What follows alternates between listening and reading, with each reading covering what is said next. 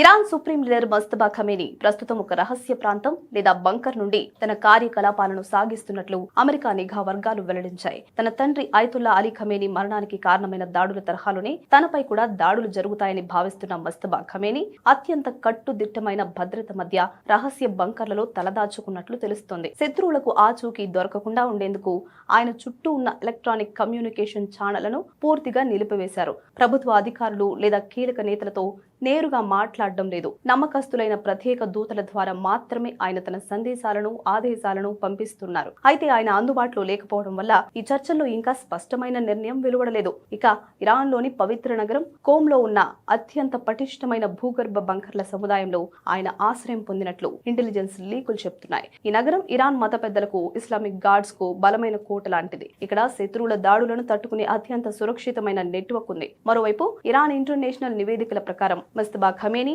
ఆయన కుటుంబ సభ్యులను రాజధాని టెహ్రాన్ లోని లవిజాన్ లో ఉన్న ఒక మిలిటరీ బంకర్ లోనికి మార్చినట్లు సమాచారం. లవిజాన్ ప్రాంతం ఇరాన్ రక్షణ సాంకేతిక పరిశోధనలకు నిలయంగా ఉంది.